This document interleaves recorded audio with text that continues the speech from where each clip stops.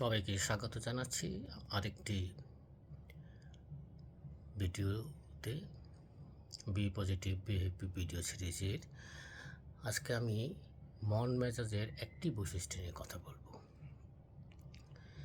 মন মেজাজ অর্থাৎ টেম্পারামেন্ট, এটা কিন্তু ব্যক্তিত্বের একটি খুবই গুরুত্বপূর্ণ বৈশিষ্ট্য। এটা খুব ছোটোকাল থেকেই সবার মধ্যে দেখা যায় এবং এটা সারা জীবনই পরে একই রকম থাকে এবং এই বৈশিষ্ট্যগুলি শুধু আমাদের দেশে নয়, সব সমাজে, সব দেশে, সব মানুষের মধ্যেই সমানভাবে দেখা যায়। সেই যে টেম্পারামেন্ট বা মন মেজাজের 4টি ধরন নির্ধারণ করা হয়েছে। একটি হচ্ছে বিপদ বা ক্ষতি এড়িয়ে চলা ধরনের বা হার্ম অ্যাভয়েডেন্স। 2 নম্বর হচ্ছে নতুনত্ব বা অভিনবত্ব অন্বেষণ করে যারা, নভেলটি সিকিং। 3 নম্বর হচ্ছে যারা পুরস্কার নির্ভরশীল, রিওয়ার্ড ডিপেন্ডেন্স। আর 4 নম্বর হচ্ছে লেগে থাকা ধরনের বা পারসিস্টেন্স। আমি আজকে প্রথমটি অর্থাৎ বিপদ বা ক্ষতি এড়িয়ে চলা ধরনের যে হার্ম অ্যাভয়েডেন্স, সেটি নিয়ে কথা বলবো। আমাদের মধ্যে কেউ কেউ রয়েছেন যারা শাস্তির ভয়ে থাকে, ক্ষতির আশঙ্কা করে এবং হতাশাজনক ফলাফল হতে পারে এমন বিষয়ে তারা নিজেদের আচরণকে দমিত করে থাকে। শাস্তির ভয়ে হোক, ক্ষতির আশঙ্কায় হোক অথবা হতাশাজনক ফলাফল হতে পারবে এরকম আশঙ্কা থাকলে বা এরকম পরিস্থিতিতে তারা আচরণ দমিত করে, তারা চুপসে যায়, ভেঙে পড়ে, তাদের উচ্ছ্বাস উদ্যম নষ্ট হয়ে যায়, তারা মন মারা ভাব নিয়ে নিশ্চেষ্ট থাকে।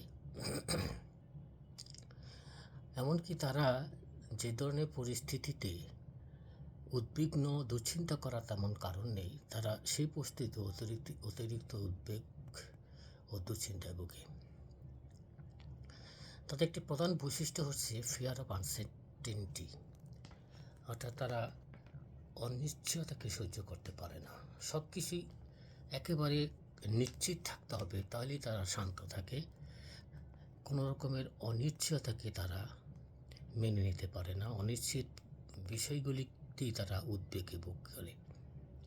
যতক্ষণ নিশ্চিত খবর না পাচ্ছেন বা নিশ্চিত না হচ্ছেন বিষয় নিয়ে, তারা ততক্ষণ অস্থিরতা, উদ্বেগে সময় কাটে। ছেলে মেয়ে বাসায় ফিরে নেয় বা স্বামী অফিস থেকে এখনও ফিরে নেয়, তারা হয়তো বালিয়ে আছে, কিন্তু যতক্ষণ পর্যন্ত তারা বাসায় এসে উপস্থিত না হবে, নিশ্চিত না হবেন তিনি যে তাদের কোনো ক্ষতি হয়নি, ততক্ষণ পর্যন্ত ওই গৃহিণীর বা ওই নারীর মধ্যে এক ধরনের অস্থিরতা তৈরি হয়ে থাকে। 2 নম্বর, তারা লাজুক প্রকৃতির হয়ে থাকে। তারা বিব্রত বোধ করে, কাছামুছি হয়ে থাকে এবং তাদের এই বিব্রত বোধ হওয়া বা লাজুক প্রকৃতির সুযোগ অন্যরা গ্রহণ করে এবং এই জন্য অন্যরা তাদেরকে যথেষ্ট বা যথাযথ সমতর ও গুরুত্ব দেওয়ার তাগিদ অনুভব করে না এবং অন্যের কাছ থেকে যথেষ্ট সমাদর, গ্রহণযোগ্যতা, গুরুত্ব না পাওয়ার কারণে তাদের লাজুকতা, বিব্রত বোধ আরও বেড়ে যায়। 3 নম্বর হচ্ছে তারা সামাজিকভাবে নিষ্ক্রিয় থাকে। তারা নিজেকে গুটিয়ে রাখে, লুকিয়ে রাখে, সহজে সবার সঙ্গে মেলামেশা করতে পারে না। এই জড়তা ও আড়ষ্টতার জন্য সামাজিক কর্মকাণ্ডে তারা সচেষ্ট থাকতে পারে না, স্বতঃস্ফূর্ত থাকতে পারে না। 4 নম্বর, তারা সহজেই ক্লান্ত হয়ে পড়ে। কোনোই শারীরিক রোগ নাই, কিন্তু তারা বেশি পরিশ্রম করতে পারে না। লাগাতার পরিশ্রম করা, কষ্টসাধ্য কাজ করা তাদের পক্ষে দূরে হয়ে পড়ে। তারা অবসাদগ্রস্ত মানুষের মতন হয়ে থাকে। 5 নম্বর হচ্ছে আগ বাড়িয়ে দুশ্চিন্তা করা তাদের একটা মজ্জাগত স্বভাব। মানে যা কিছু সামনে হতে পারে এবং কী কী খারাপ পরিণতি হতে পারে সেগুলি নিয়ে তারা আগ থেকেই দুশ্চিন্তায় বসে যায়। অফিসে বসের সঙ্গে সম্পর্ক ভালো না, তাহলে কীভাবে তাকে হয়রানি করবে, কী ক্ষতি হতে পারবে, আগ বাড়িয়ে তারা সেগুলি নিয়ে দুশ্চিন্তা করতে থাকে। এখন হয়তো কোনো আর্থিক সমস্যা যাচ্ছে, তাহলে পরবর্তীতে দিনগুলি আরও কত খারাপ যাবে, কি ভয়ঙ্কর হতে পারে, আগ থেকেই সেরকম আগাম আশঙ্কা নিয়ে তারা দুশ্চিন্তা করতে থাকে।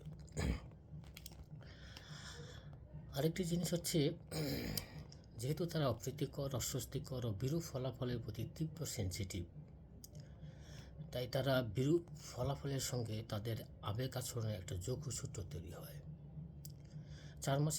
চারপাশে বিন্দুমাত্র বিরূপ ফলাফলের আশঙ্কা রয়েছে এমন পরিস্থিতিতে তারা আবেগ ও আচরণ দমন করে শাস্তি বা বিরূপ ফলাফল এড়ানোর জন্য, যা আমি আগেই বলেছি। এইভাবে এড়িয়ে চলার অনাবশ্যক চেষ্টাগুলো করতে তারা অভ্যস্ত হয়ে পড়ে। তারা নিজেকে গুটিয়ে নেয়, লুকিয়ে রাখে, কুণ্ঠিত থাকে এবং এটাকে আমরা বৈজ্ঞানিক ভাষায় বলি ক্লাসিক্যাল অ্যাভার্সিভ কন্ডিশনিং। এই জন্য তাদের আরেকটা বৈশিষ্ট্য হচ্ছে তারা চমকে ওঠে। যারা সবসময় বিপদ ক্ষতির আশঙ্কায় থাকেন তারা অল্পতেই চমকে ওঠেন। সামান্য শব্দে তাদের প্রাণাত্মা কেঁপে ওঠে। তার মানে হচ্ছে তাদের প্রাণাত্মা সবসময় বিপদের আশঙ্কায় ভীত এবং সন্তুষ্ট থাকে। এরকম আচরণ দমনের কারণে পরিবেশ থেকে সঠিক তথ্য গ্রহণের জন্য যেরকম মনোযোগ দেওয়া দরকার, ঠান্ডা মাথায় বিবেচনা করে সঠিক অর্থ গ্রহণ করা দরকার এবং যথাযথ সাড়া প্রদান করা দরকার, সেগুলি তারা করতে পারে না। আমি শেষ করব যে এই ধরনের লোকদের এইরকম বৈশিষ্ট্যের কারণ হচ্ছে কিছু ব্রেইনের ত্রুটি। দেখা গেছে ফাংশনাল ম্যাগনেটিক রেজোনেন্স ইমেজ করে যে তাদের ব্রেইনের ডান দিকের সিঙ্গুলেট এলাকাটির আয়তন অন্যদের বেড়ে যায়। তাছাড়া neurotransmitter gamma amino butyric acid, এটির সঙ্গে একটা সম্পর্ক রয়েছে। দেখা গেছে এদের গাবা নিউরোট্রান্সমিটারের মাত্রা বেড়ে যায়। আজকে এই পর্যন্তই। ভালো থাকুন। আল্লাহ হাফেজ। Be positive, be happy.